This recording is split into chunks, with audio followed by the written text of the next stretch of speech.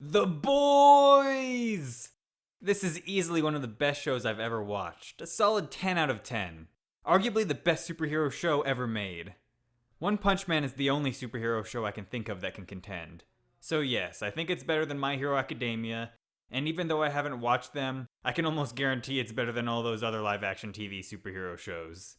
And while I haven't seen the live-action superhero shows, I do pretty much watch all of the superhero movies that come out, and very few of those can contend as well.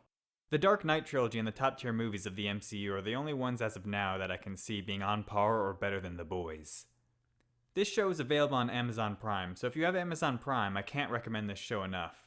Though it does have adult content, so if you aren't an adult yet, or at least an older teenager, you should probably wait a few years before watching it. If you don't have Amazon Prime, you might want to get a subscription just to watch it, even if you just cancel your subscription after finishing the show. Yes, it's that good. It's a must-watch for any adult who loves superheroes and enjoys shows that don't pull their punches when it comes to the content they show. But if you aren't someone who likes extreme violence or explicit sexual content, you may want to pass on this one. The basic plot of this show is that superheroes are real, and they aren't so super. Power corrupts, and absolute power corrupts absolutely. And that holds true in this universe, as many of the superheroes have let their power and fame go to their heads. They're marketed by companies to try to make money, and they care very little about actually saving people. Not all heroes are like this though, and not everything is black and white. Different characters have both good and bad traits. And this goes for the protagonists and antagonists alike. I was gonna say heroes and villains, but I feel those words can't really be used to describe anyone in this show. Like in real life, people can't just be defined as good or bad. They're just people. Though if you want my opinion, I would judge a lot of these characters, as a certain someone from this show would so elegantly put it, as cunts. Speaking of characters, pretty much all of the characters in this show are outstanding. They all have their own motives and complex character traits, and you'll end up either loving them or loving to hate them. Multiple characters have noticeable growth throughout the show, and I can't think of a single character that just felt like a stale piece of cardboard just going through the motions. This was helped phenomenally by the great acting that the cast brought to the table. The characters felt real, and you can really see the emotions they were going through.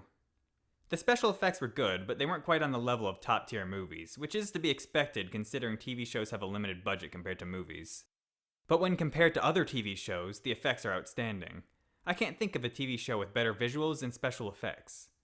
If I saw this series on the big screen, it wouldn't feel out of place like so many other TV shows would.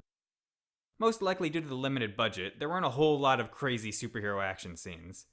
But that wasn't the point of the show, and I never felt like anything was missing while watching. And when the action scenes did happen, they didn't hold back, and they could be extremely gruesome. Besides the compelling story, great characters, good special effects, and brutal action scenes, this show also had great comedic moments as well. Most of it was dark humor, so it may not be for everybody, but there were some damn funny moments in this show that actually made me laugh out loud. The only downside I can think of is that it left off at a major cliffhanger, but Season 2 has already been confirmed and is in production. So you don't have to worry about being left high and dry for multiple years or never getting a satisfying conclusion. If you're someone who really can't stand cliffhangers, I suppose you can just wait for the second season to come out before binge watching it. The Boys is actually based on a comic book, so if you really can't wait for more content, you could read the comic series, which is already complete.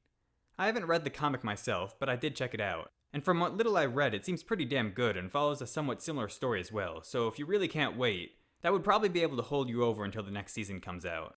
Though it may spoil some plot points of the show for you, so if you don't want any spoilers, I would probably hold off on that. In conclusion, The Boys is amazing. So go enrich your mundane lives with some quality content, you mud people.